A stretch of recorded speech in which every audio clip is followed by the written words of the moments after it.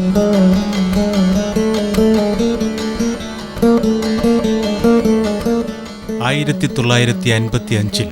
Shri K B നമ്പൂതിരിപ്പാടുമായുള്ള വിവാഹശേഷം തൃശ്ശൂരിലെത്തിയതാണ് തൻ്റെ സാഹിത്യ ജീവിതത്തിൻ്റെ സൗഭാഗ്യമായതെന്ന് ശ്രീദേവി അനുസ്മരിക്കുന്നു.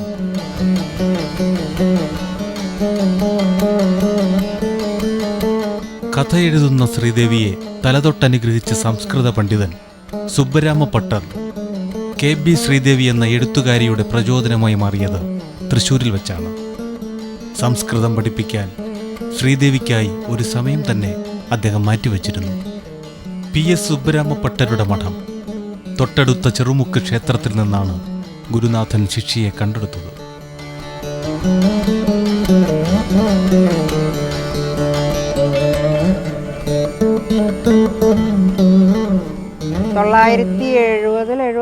മറ്റാണ് ഇവിടെ അടുത്ത് താമസിക്കുമായിരുന്നു. അപ്പോൾ കന്നിമാസത്തിൽ പൂരം എൻ്റെ ഹസ്ബൻഡിൻ്റെ പിറന്നാളായിരുന്നു.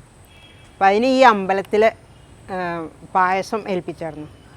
അത് മേടിക്കാൻ വേണ്ടിയിട്ട് പിറന്നാളിൻ്റെ അന്ന് രാവിലെ ഇവർ എൻ്റെ മകൻ ഉണ്ണിയും പിന്നെ എൻ്റെ അനിയൻ കുട്ടനും കൂടിയിട്ട് പായസം മേടിക്കാൻ വന്നതാണ് അമ്പലത്തിലേക്ക്. അപ്പോൾ അവർ നേരത്തെ കുളിച്ച് അലക്കിയ മുണ്ടൊക്കെ എടുത്ത് പൂണൂലൊക്കെ ഇട്ട് വന്ന് മണി കൊട്ടി അഭിവാദ്യം ചെയ്ത് മന്ത്രമൊക്കെ ചൊല്ലി തൊഴുന്നുണ്ടപ്പോൾ ശാന്തിക്കാരൻ ചോദിച്ചു, നിങ്ങളെ ഇവിടുത്തെ ആരാ ചോദിക്കുക.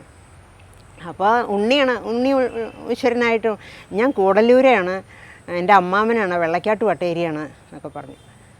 അപ്പോൾ ആ സമയത്ത് എൻ്റെ ഗുരുനാഥൻ സുബ്രഹ്മണ്യഭട്ടർ അവിടെ ആ അഴിയകത്ത് ഈ ഉപനിഷത്ത് ചൊല്ലി നടക്കാറുണ്ടായിരുന്നു. അദ്ദേഹം അത് കേട്ടു.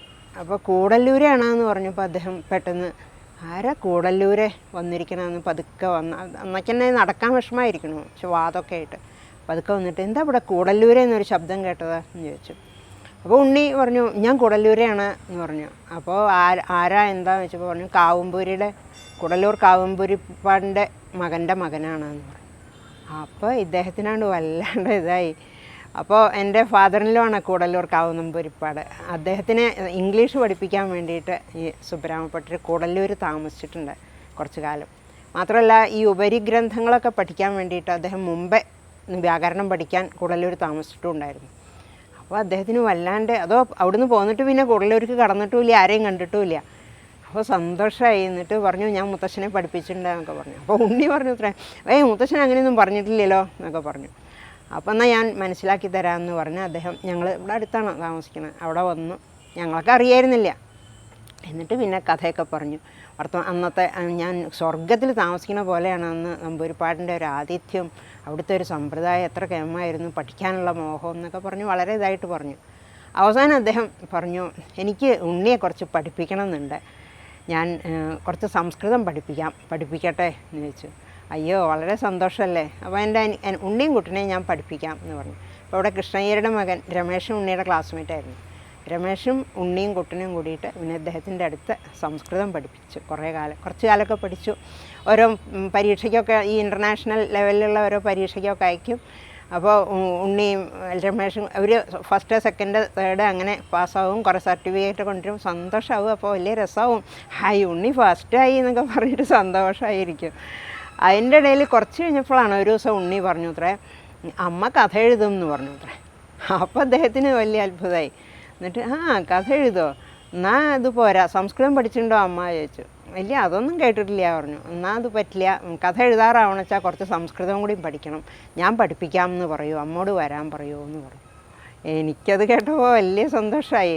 ആരെങ്കിലും ഒരാൾ പഠിപ്പിക്കാൻ തന്നെ ഇല്ല എനിക്ക്. അപ്പോൾ എനിക്കൊരു നിധി വീണ് കിട്ടിയ പോലെയായി. അപ്പോൾ ഞാൻ അപ്പോൾ എപ്പോഴാണ് ചോദിച്ചപ്പോൾ ഉച്ചയ്ക്ക് 2 മണിക്ക് കുട്ടികൾ ഊണ് കഴിഞ്ഞ് സ്കൂളിലേക്ക് പോയാൽ പിന്നെ ഞാൻ ഫ്രീ ആവും. അപ്പോൾ ആ സമയത്ത് വന്നിട്ട് ഒരു 1-2 മണിക്കൂർ ഇവിടെ ഇരിക്കും. ചിലപ്പോൾ 3 മണിക്കൂറാവും സ്കൂളില്ലാത്ത ദിവസമൊക്കെ ആണെങ്കിൽ ഇവിടെ ഇരുന്ന് പഠിക്കും. അങ്ങനെയാണ് ആ ഒരു പഠിക്കൽ മാത്രമായിരുന്നില്ല, എൻ്റെ ജീവിതത്തിനെ ആകെ മാറ്റിമറിച്ച ഒരു സംഭവമായി അത്. അദ്ദേഹം ഓരോ പണ്ഡിതന്മാരെയും പരിചയപ്പെടുത്തും. മാത്രമല്ല അദ്ദേഹത്തിന് എൻ്റെ ഒരു ഭാരമായി. പറയും സാഹിത്യത്തിലെ ഈ എക്സിബിഷൻ ഒന്ന് കാണിച്ചു തരാം ഞാൻ ശ്രീദേവിക്ക് എന്നൊക്കെ അങ്ങനെയൊക്കെയാണ് പറയുക. ഈ സമയം ശ്രീദേവിയുടെ സമയം എന്നാണ് പറയുക. വേറെ എത്ര വലിയ പല പല പണ്ഡിതന്മാർ അദ്ദേഹത്തിനെ കാണാൻ വരും. ആന്ധ്രയിൽ നിന്ന്, ഗുജറാത്തിൽ നിന്നൊക്കെ വരും. അവരോടൊക്കെ പറയുന്നതാണ്, അത് ശ്രീദേവിയുടെ സമയമാണ്, ആ ശ്രീദേവിയുടെ സമ്മതം ചോദിച്ചിട്ട് വേണമെങ്കിൽ ആവാമെന്ന് പറയും. അങ്ങനെ ഒരു വല്ലാത്തൊരു വാത്സല്യവും ഇങ്ങനെ ഒരു ഇത് ഞാൻ അനുഭവിച്ചിട്ടില്ല. അപ്പോൾ അത്തയുണ്ട്, അത്തയും അതുപോലെ തന്നെയാണ്. അത്ത അങ്ങനെ ഇടയ്ക്കിടയ്ക്ക് കാത്തിരിക്കും. പക്ഷെ എനിക്കിപ്പോൾ എപ്പോഴും ഇവിടുന്ന് വരാൻ പറ്റില്ല. ഞങ്ങളിപ്പോൾ കുറച്ചും കൂടി അകലെ ഇപ്പോൾ വരൽ കുറഞ്ഞു. അപ്പോൾ അത്ത പറയും, ഞാൻ സ്വപ്നം കണ്ടു, നീ സ്വപ്നത്തിൽ തന്നെ കാണുള്ളൂ ആവോ എന്നൊക്കെ പറയും. എന്നാലും ഇതൊരു വല്ലാത്തൊരു പറയാൻ പറ്റില്ല, മനസ്സിലാക്കാൻ പറ്റില്ല, അങ്ങനെ വലിയൊരു ബന്ധം തന്നെയാണ്. ഒരു കാലഘട്ടത്തിൻ്റെ വിഴുപ്പ് ഭാണ്ഡം ചുമക്കേണ്ടി വന്നപ്പോഴും അന്തർജനത്തിൻ്റെ വിശുദ്ധിയോടെ ജീവിതത്തിൻ്റെ രഥികൾ നടന്നു കയറുന്നതിൽ എന്നും ശ്രീദേവി ശ്രദ്ധിച്ചിരുന്നു. ഒരു ദിവസം അന്തർജനത്തിൻ്റെ കത്ത് വന്നു. ഞാൻ അക്കാഡമിയിൽ വരുന്നുണ്ട്, അവിടെ വരുമെന്നാൽ നമുക്ക് കണ്ട് സംസാരിക്കാം, കുറേ പറയാനുണ്ട് ശ്രീദേവിയോട് ഒക്കെ പറഞ്ഞിട്ട്. എനിക്കന്ന് അക്കാഡമിയായിട്ട് അത്രയ്ക്ക് ഒരു ബന്ധമൊന്നുമില്ല. അപ്പോൾ ഞാൻ എൻ്റെ അനിയൻ കുട്ടനെയും പിന്നെ DN നമ്പൂരിപ്പാട് വരും അവിടെ. അദ്ദേഹത്തിന് കാറുണ്ട്. അപ്പോൾ ആ കാറിൽ അദ്ദേഹത്തിന് ഈ ബഷീറിനെ അറിയാം, AKTKM ആയിട്ടുള്ള ബന്ധമൊക്കെ. അങ്ങനെ ഞങ്ങൾ പോയി. അവിടെ ചെന്നപ്പോൾ ഒരു 5 മണിക്കാണ് അവിടെ എത്തിയത്. അവിടെ ഒരു മനുഷ്യ ജീവിയില്ല, അവിടെ ഒന്നും ഒരു ശബ്ദമില്ല. എന്നിട്ട് ഞങ്ങളിങ്ങനെ നോക്കി നോക്കി പോയപ്പോൾ ആ ഇറയത്ത് ഒരാളിരിക്കുന്നുണ്ട്, ഒരു ബെഞ്ചുമ്മിൽ. എനിക്ക് ആരാണെന്ന് മനസ്സിലായില്ല. കഷണ്ടി ഉണ്ട്, മുമ്പിലൊരു ചായ ഗ്ലാസും വെച്ചിട്ടുണ്ട്, ഇടയ്ക്ക് ഇങ്ങനെ ബീഡി വലിക്കുന്നുണ്ട്, കയ്യിലൊരു പുസ്തകമുണ്ട്. അങ്ങനെ ഒരാളിങ്ങനെ ഇരിക്കുന്നുണ്ട്. അപ്പം ഞാൻ കയറി ചെന്നിട്ട് ചോദിച്ചു, അന്തർജനം വന്നിട്ടുണ്ടോ എന്ന് ചോദിച്ചു. വന്നിട്ടില്ല, അപ്പോൾ വരും അവർ എന്ന് പറഞ്ഞു. മീറ്റിംഗ് ഉണ്ട് നാളെ, അപ്പോൾ വരും എന്ന് പറഞ്ഞു. എന്നിട്ടും എനിക്ക് മനസ്സിലാവണില്ല. പിന്നെ ഞാൻ അങ്ങനെ ഓരോ വീട്ടിൽ അങ്ങനെ ചോദിക്കണ്ടേ. കുറച്ച് കഴിയുമ്പോൾ ഞാൻ പേരെന്താ ചോദിച്ചു. അപ്പോൾ ബഷീർ എന്ന് പറഞ്ഞു. എന്നിട്ട് എനിക്ക് മനസ്സിലായില്ല. അപ്പോൾ കുട്ടൻ എൻ്റെ അടുത്തിരിക്കാൻ നിൽക്കണ കുട്ടൻ പറഞ്ഞു, കുട്ടിയപ്പോളെ മുഹമ്മദ് ബഷീറാണ് എന്ന് പറഞ്ഞു. അപ്പം ഞാൻ വല്ലാണ്ടേ. എന്നിട്ട് ഫോട്ടോ ഒക്കെ ധാരാളം കണ്ടിട്ടുണ്ട്, എന്നാലും മനസ്സിലായില്ല. ബഷീർ അപ്പോൾ വല്ലാതെ മനസ്സിലായി. എന്നിട്ട് ഇങ്ങനെ കലശൽ കൂട്ടിയിട്ട് ഇങ്ങനെ ചിരിച്ചു. പിന്നെ വർത്തമാനം കണ്ട് തുടങ്ങി. അപ്പോൾ ചായ കൊണ്ടിരിക്കട്ടെ ചോദിച്ചു. ഒന്നും വേണ്ട പറഞ്ഞ്. കുറേ കഴിഞ്ഞപ്പോഴാണ് DN പറഞ്ഞു, ശ്രീദേവി കഥ എഴുതും, സമ്മാനം കിട്ടിയിട്ടുണ്ടെന്ന് പറഞ്ഞു. അപ്പം അതെയോ ചോദിച്ചിട്ട് പിന്നെ അങ്ങോട്ട് വർത്തമാനം അങ്ങോട്ട് തുടങ്ങി. അയ്യോ, വല്ലാത്തൊരനുഭവമാണത്. പാശ്ചാത്യ പൗരസ്ത്യ സാഹിത്യത്തിനെ പറ്റിയിട്ട്, വിശ്വസാഹിത്യത്തിലെ വല്ലാത്തൊരു ഒരു നടത്തായിരുന്നത്. കുറേ പറഞ്ഞു. പിന്നെ അവനവൻ കയറി വന്ന ഈ സന്ദർഭങ്ങൾ, വീട്ടിലത്തെ വർത്തമാനം, അങ്ങനെ ഇടയ്ക്കിടയ്ക്ക് ഞാനിങ്ങനെ ഓരോന്ന് ചോദിക്കുമ്പോൾ എന്നെ ഇങ്ങനെ കലശലൂട്ടും. 9:30 വരെ സംസാരിച്ചു.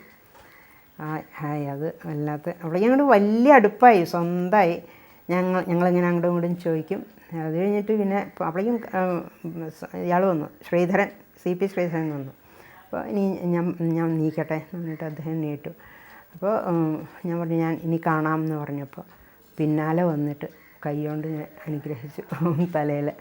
ഞാൻ എല്ലാ പത്രമാസികകളിലും ശ്രീദേവിയുടെ പേര് നോക്കും, നല്ലോണം എഴുതണം എന്നൊക്കെ പറഞ്ഞു. പിന്നെ അദ്ദേഹം ഓരോ സന്ദർഭത്തിലും ഇയാൾ NP മുഹമ്മദൊക്കെ പറയാറുണ്ട്, ബഷീർ ചോദിച്ചു എന്തൊക്കെയാണ് എഴുതണം, അറിയാത്തതൊന്നും എഴുതരുതെന്ന് പറയണം കേട്ടോ എന്നൊക്കെ പറഞ്ഞു. അങ്ങനെ ഓരോ സന്ദർഭത്തിലും അദ്ദേഹം എന്നെ ഇങ്ങനെ ഫോളോ ചെയ്ത് വളരെ. എന്നിട്ട് പിന്നെ ഒരിക്കൽ ഞങ്ങൾ NBSൻ്റെ ഒരു മീറ്റിംഗ് ഉണ്ടായിരുന്നു. അപ്പോൾ അന്ന് ബഷീർ ഉണ്ടായിരുന്നു. അപ്പോൾ അവിടെ വെച്ചിട്ട് അദ്ദേഹം പറഞ്ഞു, സ്ത്രീകളെ പറ്റി മാത്രമേ സ്ത്രീകളൊക്കെ എഴുതാൻ പറ്റുള്ളൂ, പുരുഷന്മാരെ പറ്റിയിട്ടൊന്നും എഴുതിയിട്ടില്ലല്ലോ എന്ന് പറഞ്ഞു. അപ്പോൾ എനിക്ക് വാശിയായി. എന്നിട്ട് ഞാൻ അന്ന് ഈ കണ്ടതിനെ പറ്റിയിട്ട് വിശുദ്ധിയുടെ വെളിച്ചം എന്ന് പറഞ്ഞിട്ട് ഒരു ലേഖനം എഴുതി. അത് അയച്ചു കൊടുത്തത്, ഒന്ന് വായിച്ചു നോക്കുക പറഞ്ഞിട്ട് വലിയ സന്തോഷമായി, ഇഷ്ടമായി. ഞാൻ ഇത് ശരിക്കും എഴുതിയായിരുന്നു, അത് വലിയ ഇഷ്ടമായി. എന്നിട്ട് ഇങ്ങോട്ട് വേഗം മറുപടി വന്നു, നന്നായിട്ടുണ്ട് ലേഖനം. അതുകൊണ്ട് ഞാൻ എഴുതണ ഈ പുസ്തകം, എൻ്റെ പുസ്തകങ്ങൾ ഇനിയിപ്പോൾ സംഗ്രഹിക്കേണ്ട, അതിൽ ശ്രീദേവിയുടെ ലേഖനം ഉണ്ടാവണം.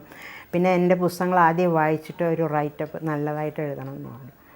ഞാൻ വിചാരിച്ചു കുറേ ആൾക്കാർ മോഹിച്ചിരിക്കുന്നുണ്ട്, അത് അവർ ചെയ്തോട്ടെ, എനിക്കിപ്പോൾ അത്രയ്ക്കൊന്നും ആയിട്ടില്ലല്ലോ. ഞാൻ വളരെ വിനീതമായിട്ട് ഞാൻ ഇന്ന് ഒഴിയാണ് എന്ന് പറഞ്ഞിട്ട് ഞാൻ പിന്നെ മറുപടി എഴുതി.